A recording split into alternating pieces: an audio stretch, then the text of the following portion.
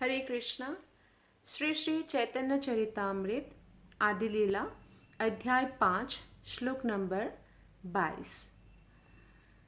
जय जय श्री चैतन्य जय नित्यानंद, जय द्वैत चंद्र जय गौर भक्त वृंद। हरे कृष्णा कृष्णा कृष्णा हरे हरे, हरे राम राम राम हरे हरे।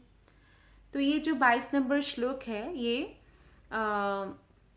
ब्रह्म संहिता से यहाँ पे उद्धृत किया गया है। चिंतामणि प्रकर सद्म सुकल्प वृक्ष, लक्षावृतेषु सुरभिरभिपालयन्तम्,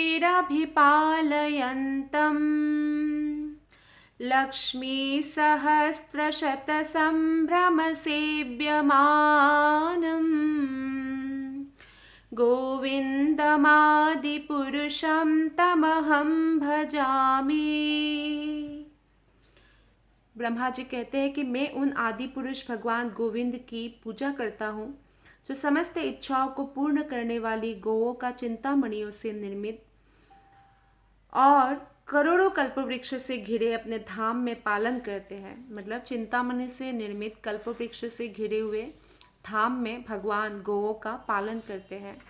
उनकी सेवा में, उनके मतलब भगवान कृष्ण की सेवा में सैकड़ों हजारों लक्ष्मियां अत्यंत आदर एवं स्नेह के साथ तत्पर रहती है। तो भगवान की सेवा के लिए जो ये लक्ष्मियां हैं, ये भी भगवान की अंतरंगा शक्ति, आह्लादनी शक्ति श्रीमती राधा रानी का ही विस्तार है। श्रीमती राधा रानी का ही विस्तार है समस्त अनंत कोटि गोपियाँ, अनंत कोटि लक्ष्मियाँ और द्वारका की जो रानियाँ हैं। जैसे यहाँ पे भी द्वारका लीला में भगवान की 16,108 रानियाँ हैं, तो सबके सब विस्तार है श्रीमती राधिका की, तो कोई अंतर नहीं है। इसलिए तो यहाँ की तात्पर्य में श्रील प्रभुपाद जी बताते हैं कि वैकुंठ जगत ऐसा जगत है जहाँ जन्म मृत्यु जरा व्याधि नहीं है। और जैसे हम छोटी जगह से बड़ी जगह पे यहाँ पे सेटल होना चाहते हैं, कई लोग अगर छोटे शहर में है तो बड़े शहर में, बड़े शहर में से मेट्रोपॉलिटन सिटीज़ में, फिर वहाँ से बड़े कंट्रीज़ में या अमेरिका या कनाडा या ऐसे कंट्रीज़ में, या वो लोग और भी ऊपर जाने की सोच रहे हैं कि हम लोग कोई मार्स में चले जाए, मून में चले जाए। क्योंकि भौतिक जगत में आप कहीं भी रहे संपूर्ण फैसिलिटी आपको नहीं मिलेगी, और मिल भी जाए तो 4 मूल समस्या हमेशा बनी रहेगी। और ये 4 मूल समस्या है जन्म मृत्यु जरा व्याधि, जो सबके लिए कॉमन है और कोई भी इसको नकार नहीं सकता है। तो इसलिए हमारा अगर लक्ष्य होना चाहिए जीवन का उस परव्योम में लौट जाने की तैयारी। परव्योम मतलब भगवान का धाम, जिसके बारे में इस श्लोक में वर्णन किया गया है। कई लोग अष्टांग योग विधि करते हैं सिद्धि आदि प्राप्त करने के लिए, तो वो लोग भगवत धाम में नहीं जा सकते हैं। जब तक हम भगवान के ऊपर स्मरण ध्यान नहीं करेंगे, भगवान के नाम जप नहीं करेंगे, भगवान की सेवा में नहीं लगेंगे, तब तक ये बहुत कठिन है कि कोई भगवत धाम के ओर जा सकता है। कठिन नहीं, असंभव है। भगवान की भक्ति के बिना कोई भी भगवत धाम में प्रवेश नहीं कर सकते हैं। भौतिकतावादी जो विज्ञानी होते हैं वो वायु तथा प्रकाश के वेगों को ध्यान में रखता है, लेकिन उनको मन की वेग और बुद्धि की वेग का कुछ भी अता पता नहीं है। लेकिन हमें मन की वेग का सीमित अनुभव होता है। मनुष्य को मन अभी यहाँ है, अभी आपका मन कहीं और हो सकता है, अमेरिका में हो सकता है या कहीं भी हो सकता है, तुरंत चला जाता है। तो ऐसा होता है मन की वेग, क्योंकि हम क्षण भर में अपने मन को लाखों मील दूर के स्थान पर ले जा सकते हैं। बुद्धि तो इससे भी सूक्ष्म होता है, मन से भी सूक्ष्म। जो जितना सूक्ष्म होता है ना, उसका वेग उतना ही अधिक होता है। और बुद्धि से भी सूक्ष्म है, सूक्ष्म इंग्लिश में सटल। तो सटल है आत्मा, जो मन तथा बुद्धि की तरह पदार्थ नहीं है, वो पूरी तरह से चेतन होते हैं, भगवान का अंश होता है। तो आप सोचिए आत्मा कितना शक्तिशाली होंगे बुद्धि और मन की अपेक्षा। अगर हम आत्मा का खाना आत्मा को खिलाते रहें तो हमें ये रियलाइज होता है कि हम आत्मा हैं, जैसे कि हरिनाम आत्मा का आहार है। इस तरह हम एक ग्रह से दूसरे ग्रह की यात्रा करते समय आत्मा के वेग की केवल कल्पना ही कर सकते हैं। तो जबकि आत्मा भी यात्रा करते हैं अपने शरीर, जो भी शरीर है उसको छोड़ने के बाद, तो उसका भी जो है ऐसा ही यात्रा होती है। आत्मा का भी अपना यात्रा होती है। तो आत्मा अपनी खुद की शक्ति से यात्रा करता है। श्रील प्रभुपाद कहते हैं किसी प्रकार की भौतिक यान की जरूरत नहीं है। जब मनुष्य अपनी वास्तविक पहचान आत्मा के रूप में नहीं कर पाता तो उसका जीवन व्यर्थ हो जाता है। तो वस्त्र की तरह हमें शरीर छोड़ना ही है। तो इसलिए हमें ये निर्णय करना है कि हम अपने लक्ष्य को आज ही सेट कर लें और अपने प्रायोरिटी को, यानी जो भी प्रधानता है हमारे जीवन में, उसको ज़्यादा समय दें। यहाँ पे श्रील प्रभुपाद जी बोलते हैं कि भौतिक ब्रह्मांड के इन उच्चतर लोकों में जाने के लिए मनुष्य को मन तथा बुद्धि को त्यागना नहीं पड़ता, उसे केवल स्थूल पदार्थ, स्थूल भौतिक शरीर को त्यागना होता है। तो जब हम बोलते हैं कि भौतिक मन और भौतिक बुद्धि, हाँ, भौतिक मन और भौतिक बुद्धि से तो आप भगवत धाम नहीं जा सकते हैं, लेकिन जब बुद्धि और मन जो है आध्यात्मिकीकरण हो जाता है तो उनको मनुष्य को मन और बुद्धि, जो सूक्ष्म पदार्थ है, उसको त्यागने की आवश्यकता नहीं है। उनको बस स्थूल शरीर जो है उसको त्यागना होता है और फिर वो भगवत धाम जा सकते हैं। और हर एक लोक का, हर एक प्लैनेट का, है ना, जैसे कि मून प्लैनेट के बारे में बताया जाता है कि वहाँ पे एक व्यक्ति अपने से अधिक वजन मतलब उठा सकते हैं, जंप करे तो बहुत ऊपर तक वो जंप कर सकते हैं, क्योंकि इसका वायुमंडल अलग है। तो प्रत्येक लोक का अपना एक विशेष वायुमंडल होता है। और यदि कोई भौतिक ब्रह्मांड के अंतर्गत किसी विशेष लोक की यात्रा करना चाहता है तो उस व्यक्ति को ऐसा शरीर प्राप्त करना होगा उस वायुमंडल के अनुसार। जैसे सूर्यलोक में कोई भी नहीं है, ऐसा नहीं है, सूर्य से सबको रोशनी पहुंच रही है, पर सूर्यलोक में भी है, सूर्यलोक में भी कौन है, प्राणी है, लिविंग एंटिटीज है। तो उनका बॉडी जो है सूर्यलोक में रहने के जैसा बना हुआ है, जैसे अग्नि पदार्थ से बना हुआ है। यदि कोई व्यक्ति, प्रभुपाद उदाहरण देते हैं कि यदि कोई व्यक्ति भारत से यूरोप जाना चाहता है जहाँ की जलवायु पृथक है, तो उसे उसी के अनुसार अपने वस्त्र बदलने पड़ते हैं। अगर भारत में गर्मी है लेकिन अगर यूरोप कोई चला जाता है तो उसको ठंडी लगेगी, तो उसको ठंडी की वस्त्र पहनना पड़ेगा। या कोई अगर गर्म देश में जाएगा तो उसको गर्मी के हिसाब से वस्त्र बदलना पड़ेगा। इसी तरह अगर कोई वैकुंठ लोक जाना चाहता है तो उसे अपने शरीर को पूरी तरह से आध्यात्मिकीकरण करना पड़ेगा। अपना हर एक अंग को, आँख, कान, नाक, जीभ, त्वचा को भगवान की सेवा में लगाना होगा। अपने वचन को, अपने मन को, सब चीज़ों को, भगवान की बुद्धि को भी भगवान की सेवा में लगाना होगा। बुद्धि क्या सोचते रहते, ये कैसे करूँ, वो कैसे करूँ, तो उनको ये ढूंढना है कि कैसे मैं अपना 24 घंटा कृष्ण कॉन्शियस रह सकूँ, ताकि मुझे ये आदत हो जाए और मैं पूरी तरह से जो है अपना 24 घंटा भगवान के प्रति समर्पित कर सकूं। जब मनुष्य दिव्य लोक को जाता है तो उसे स्थूल तथा सूक्ष्म दोनों शरीरों को बदलना पड़ता है, किंतु उसे परब्योम में आध्यात्मिक रूप में ही पहुंचना होता है। आध्यात्मिक बने बिना वो नहीं पहुंच सकते हैं। भगवत गीता में पुष्टि की गई है कि शरीर का त्याग करते समय मनुष्य की जैसी इच्छा होती है उसी के अनुसार वो अगला शरीर ग्रहण करते हैं। मन की इच्छा आत्मा को अनुकूल वातावरण में ले जाती है। तो हमारा मन ही सबका कारण है, मन ही बंधन का कारण है, मन ही मुक्ति का भी कारण है। तो अगर हम अपने मन को ट्रेन करते, जो बहुत मुश्किल है लेकिन भगवान की कृपा से संभव है, भक्तों की कृपा से, गुरु की कृपा से ये संभव है। तो अगर हम ट्रेन कर दे और लगातार हम उस पर मेहनत करते रहे तो एक दिन हम सफल हो ही जाएंगे। और फिर मन, शरीर छूट भी जाए, शरीर छोड़ते समय भी व्यक्ति को ऐसा होता है, गरुड़ पुराण में मेंशन है, गरुड़ महापुराण में, कि जब शरीर छोड़ते हैं ना, तो ऐसा शरीर छोड़ने के लिए ऐसा वातावरण पैदा होता है कि एक बीमारी अचानक अपना सर उठाते हैं। जो बीमारी अब तक सो रहे थे वो सर उठा लेते हैं, और व्यक्ति को लगता है अच्छा ये प्रॉब्लम की वजह से वो चले गए, ये नहीं होता तो नहीं जाते। लेकिन कोई भी ऐसा है व्यक्ति जो आज तक कभी भी नहीं मरे, ऐसा नहीं हो सकता।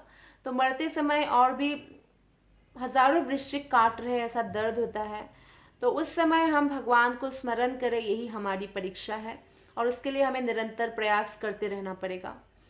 तो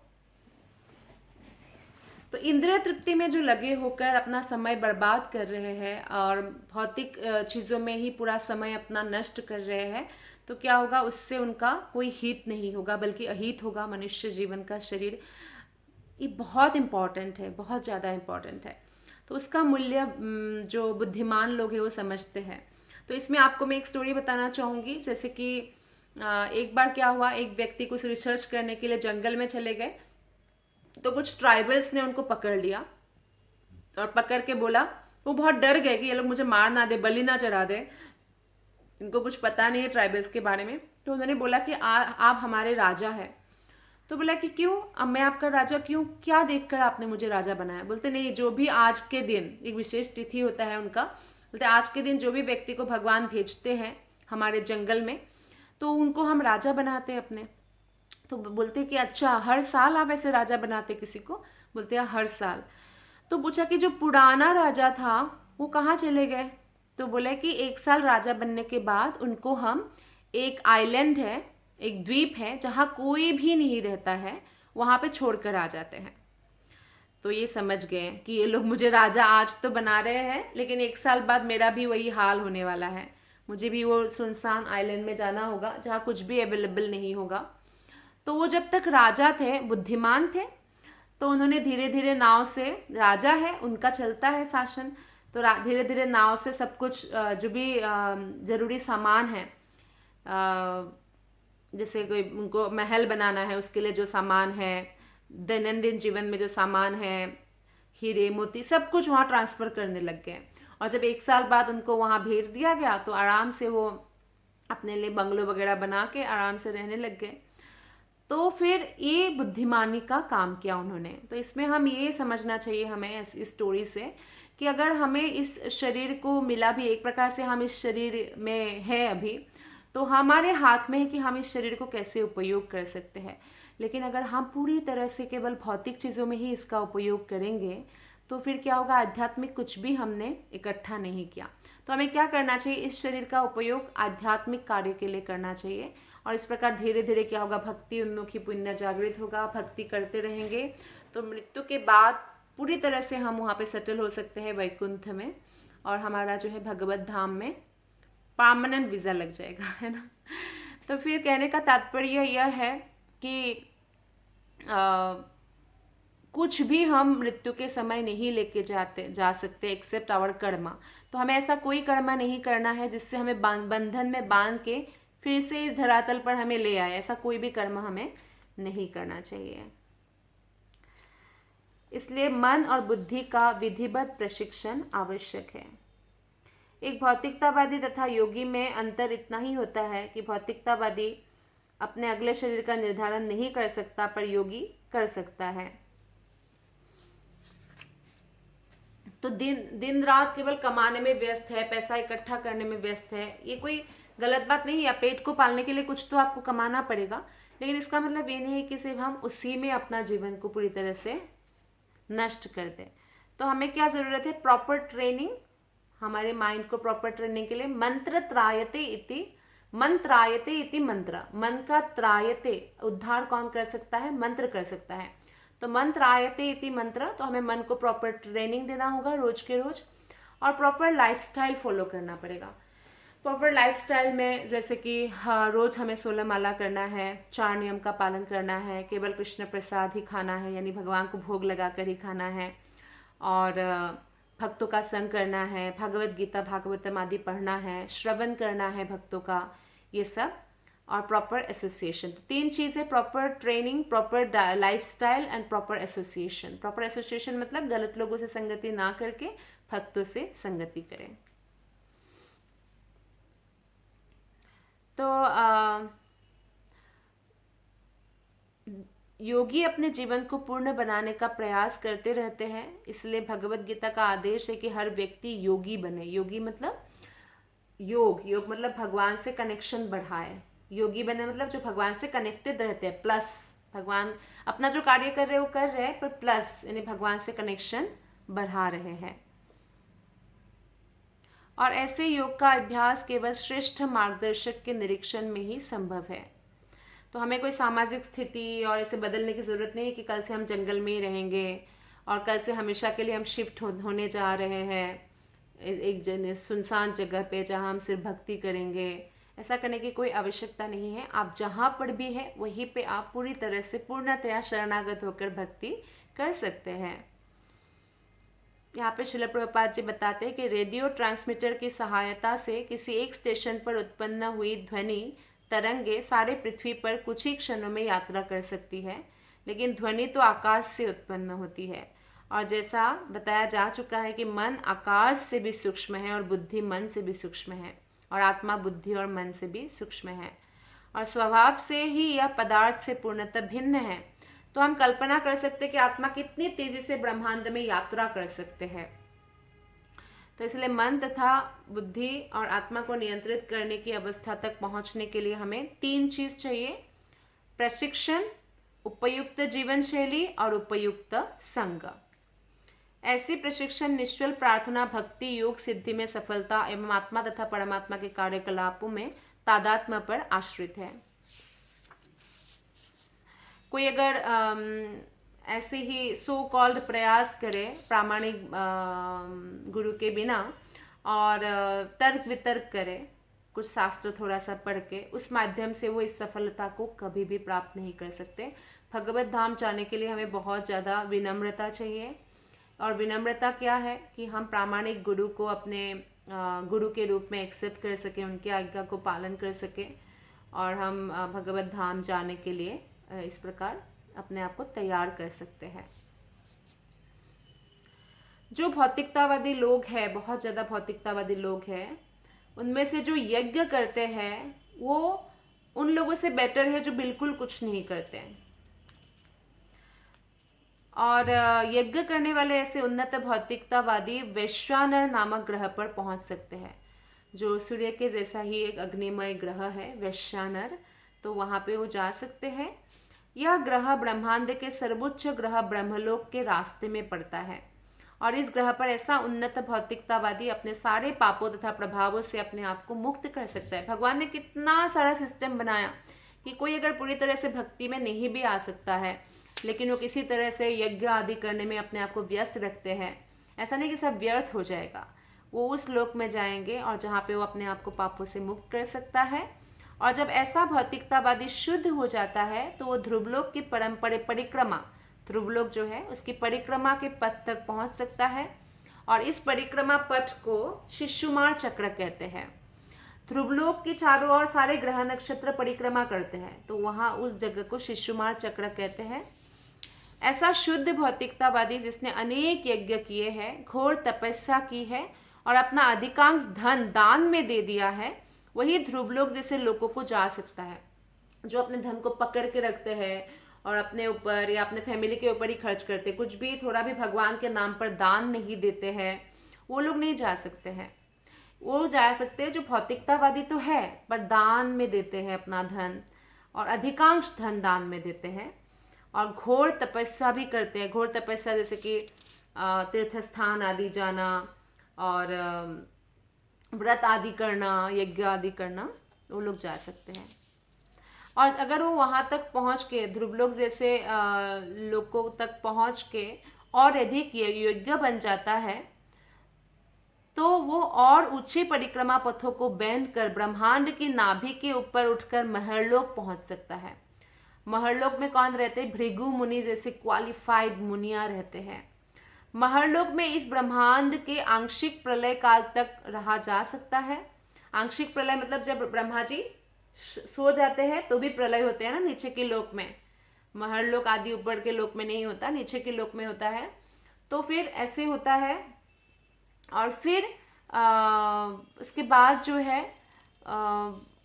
वो तब तक ही रह सकते हैं जब तक आंशिक प्रलय हो, लेकिन जब बाद में महर्लोक में आंशिक प्रलय काल तक रहा जा सकता है। और ये प्रलय तब होता है जब ब्रह्मांड के सबसे निम्न भाग से अनंत देव बलराम का ही एक्सपेंशन है, शेषनाग अनंत देव धधकती अग्नि उत्पन्न करते हैं। इस अग्नि की जो उष्मा है महर्लोक तक पहुंच जाती है, तब महर्लोक के निवासी ब्रह्मलोक पहुंच जाते हैं, क्योंकि उष्मा यानी गर्माहट पहुंच जाती है। ब्रह्मलोक में असंख्य विमान हैं जो यंत्रों से नहीं अपितु मंत्रों से चलते हैं। यहाँ पे तो यंत्र से चलते हैं और सर्विसिंग की जरूरत होती है और बहुत जल्दी खराब हो जाता है, लेकिन ब्रह्मलोक में हर विमान मंत्र से चलते हैं। जैसे कि महाभारत के युद्ध में या रामायण के युद्ध में भी मंत्र से ही अस्त्र शस्त्र को बुला के युद्ध करते थे ना, वैसे ही। तो ब्रह्मलोक में मन तथा बुद्धि की उपस्थिति के कारण इसके निवासियों को सुख तथा दुख की अनुभूति होती है, लेकिन वृद्धावस्था, मृत्यु, भय या दुख के लिए शोक करने का कोई कारण नहीं होता। वो लोग बहुत ज्ञानी होते हैं। लेकिन जब प्रलय की अग्नि में जलते हुए बहुत ही ऐसे जीवों को देखते हैं जो दुखी जीव हैं, उनके प्रति करुणा का भाव अनुभव करते हैं। ब्रह्मलोक के निवासियों के पास स्थूल भौतिक शरीर नहीं होते जिन्हें मृत्यु आने पर बदलना पड़े। तो ऐसा स्थूल भौतिक शरीर नहीं होते हैं उनके पास, किंतु वे अपने सूक्ष्म शरीरों को आध्यात्मिक शरीरों में परिणत कर सकते हैं। जो ब्रह्मलोक वासी है, अगर वो ब्रह्मा जी जो वहाँ के मेन गुरु है, राजा है, उनको अगर प्योरली फॉलो करे तो ब्रह्मा जी शरीर उस समय जो है उनका खत्म हो जाता है। वो टेन्योर 100 ईयर जो ब्रह्मा जी का बहुत लंबा है, तो वैकुंठ जगत चले जाते हैं। फिर उनके ट्रू फॉलोअर्स उनके साथ वैकुंठ जगत में प्रवेश पा सकते हैं। तो ब्रह्मलोक के निवासी 3 प्रकार से पूर्णता प्राप्त कर सकते हैं। आज हम ब्रह्मलोक के बारे में जान रहे हैं। अपने पुण्य कर्मों के बल पर ब्रह्मलोक पहुंचने वाले पुण्यात्मा ब्रह्मा के पुनर्जीवन के बाद विभिन्न ग्रहों के स्वामी बनते हैं। दूसरा, गर्भोदकशाही विष्णु की पूजा करने वाले लोग ब्रह्मा के साथ मुक्ति लाभ करते हैं। और तीसरा, भगवान के शुद्ध भक्त तुरंत ही ब्रह्मांड के आवरण को भेद कर परब्रह्म में प्रवेश करते हैं। तो जो फॉलो करते हैं, भक्ति करते हैं, वो तो भगवान के धाम में प्रवेश करते हैं, लेकिन जो ऐसा नहीं करते हैं उनको अपने इतना बड़ा पुण्य फल के कारण ब्रह्मलोक में पहुंचने वाले पुण्यात्मा ब्रह्मा के पुनर्जीवन के बाद विभिन्न ग्रहों, नक्षत्रों के स्वामी बनते हैं। तो कारुण्यकशाही विष्णु की दृष्टिपात से आंदोलित होकर भौतिक प्रकृति सारे के सारे 8 तत्व को उत्पन्न करती है। पृथ्वी, जल, अग्नि, वायु, आकाश, मन, बुद्धि, अहंकार, जो धीरे धीरे सूक्ष्म से स्थूल में विकसित होते हैं। अहंकार का एक अंश आकाश है, तो इसका एक अंश वायु है, वायु का एक अंश अग्नि है, अग्नि का अंश जल है, जल का एक अंश पृथ्वी है। और इस प्रकार एक ब्रह्मांड फूलकर 4 अरब मील व्यास का हो जाता है। जो योगी क्रमिक मुक्ति चाहता है उसे ब्रह्मांड के सारे विभिन्न आवरणों को भेदना होता है। और जो भक्ति करते हैं वो भगवान की कृपा से इन आवरणों को भेद कर भगवत धाम में प्रवेश करते हैं। ये था श्लोक नंबर 22 का तात्पर्य। आइए आगे हम श्लोक नंबर 23 से थोड़ा पढ़ लेते हैं। मथुरा द्वारकाय निज रूप प्रकाशिया, नाना रूपे विलसये चतुर्व्यूह होया। वासुदेव संकर्षण प्रद्युम्नानिरुद्ध, सर्वचतुर्व्यहंसी तुरीय विशुद्ध। এই 3 লোকে কৃষ্ণ কেবল লীলাময়, নিজ গণ লয়া খেলে অনন্ত সময়।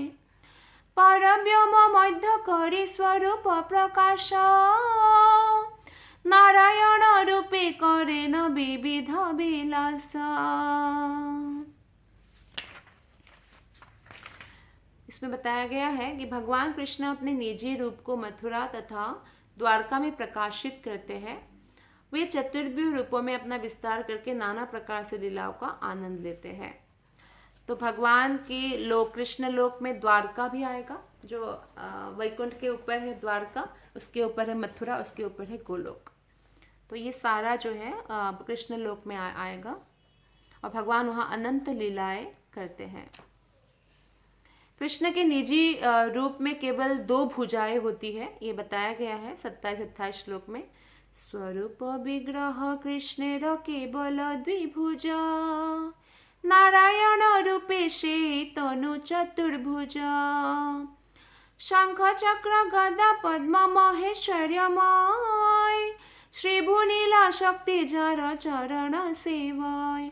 कृष्ण के निजी रूप में केवल 2 भुजाएं होती है, किंतु उनके नारायण रूप में 4 भुजाएं रहती है। कृष्ण 2 भुजा है। ओरिजिनल जो भगवान का स्वरूप है वो द्विभुज है, लेकिन नारायण होए तो भी कोई अंतर नहीं है, भगवान ही है। जैसे एक दीपक है, एक दीपक को दूसरे दीपक से आपने जला दिया तो 2 दीपक हो गया, पर ओरिजिनल दीपक है वो वही है। तो कृष्ण ओरिजिनल दीप है, द्विभुज है, लेकिन जब वो नारायण रूप में प्रकट होते हैं तो 4 भुज हो जाते हैं। जैसे तो भगवान के अनंत भुज है।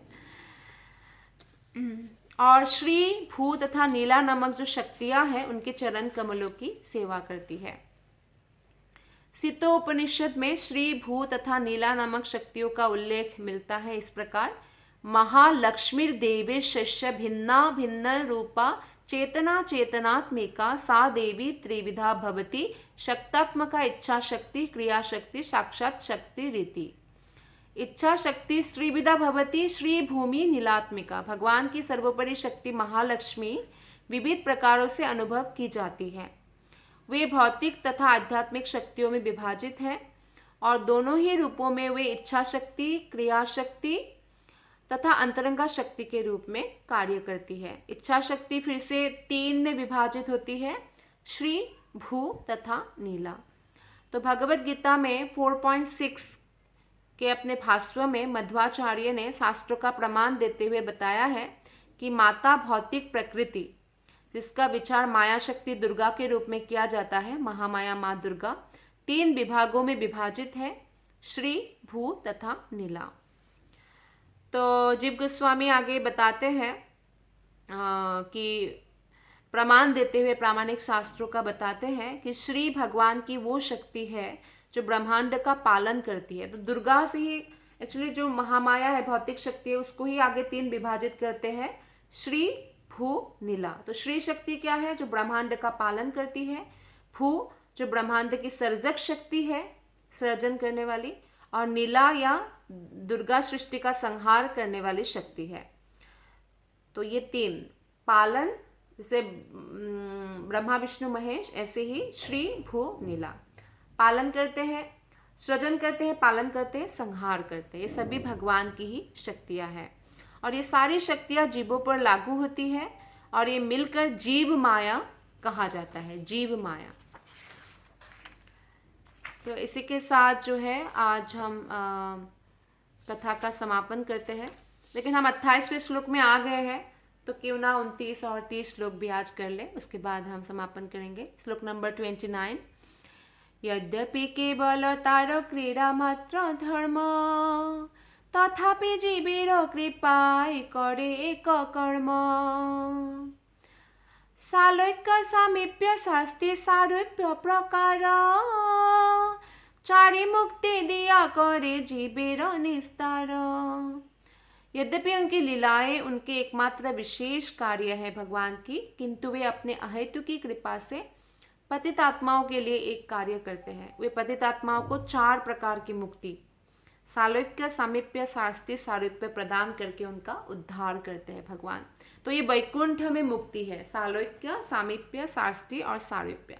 सालोक्य मतलब भगवान जैसा लोक प्राप्त करना, सामीप्य मतलब भगवान के समीप रहकर सेवा करने का मौका, शास्ति का मतलब भगवान जितना ऐश्वर्य प्राप्त करना, सारूप्य मतलब भगवान के जैसा एग्जैक्ट शरीर प्राप्त करना। तो मुक्तात्मा 2 प्रकार के होते हैं, एक वे जो भगवान की कृपा से मुक्त होते हैं और दूसरा वो व्यक्ति जो अपने बहुत ज़्यादा प्रयास से मुक्त होते हैं।